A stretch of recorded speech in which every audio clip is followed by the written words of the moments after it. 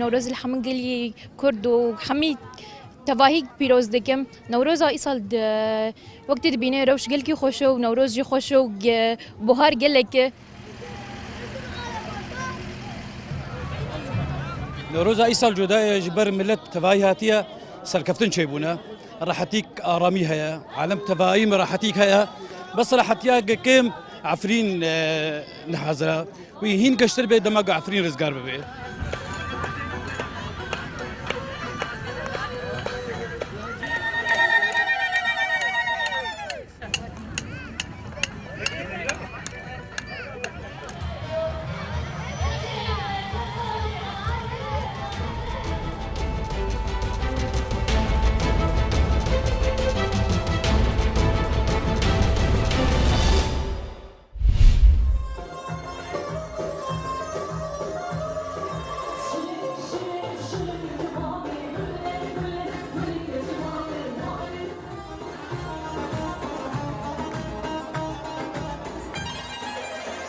Happy Nowruz, Peruz.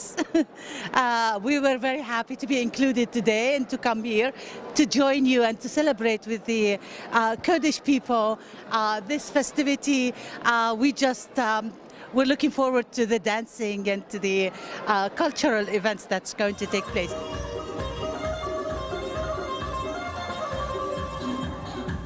از هاتم جشن نوروزه و از جشن و همیان پیروز دکم و سالک سرکفتنی و پیشکفتنی با همیان دخوازم.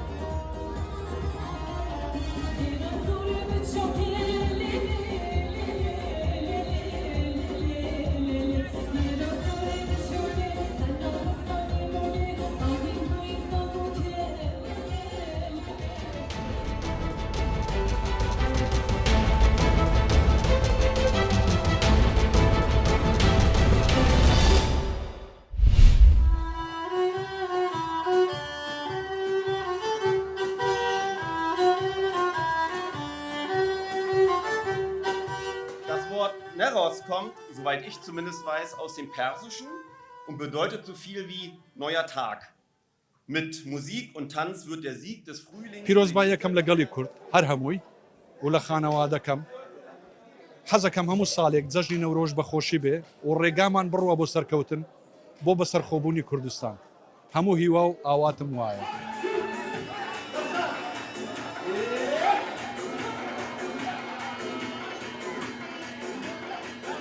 پیرۆزبایی جژنی نەورۆز لە هەموو کوردانی ئەوروپا و لە هەموو کوردانی کوردستان دەکەم لە هەموو لە بنەماڵەکەم و لە ئێوەش هەمووتان زۆر خۆشحاڵم ئەوڕۆکە لێرە.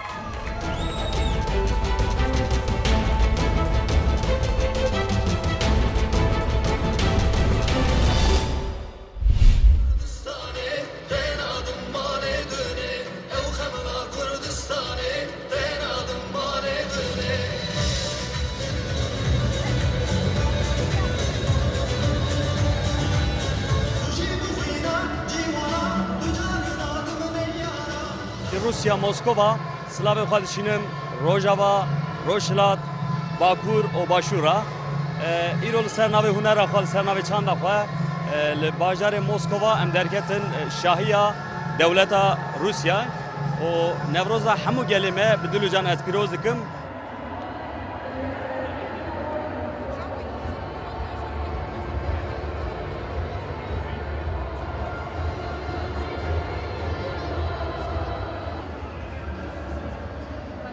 Новорос – это праздник весны, также да, лишний повод собраться с близкими, с друзьями, также сладости поесть. Да, дома готовим пахлаву, шакер-буру, национальный, да.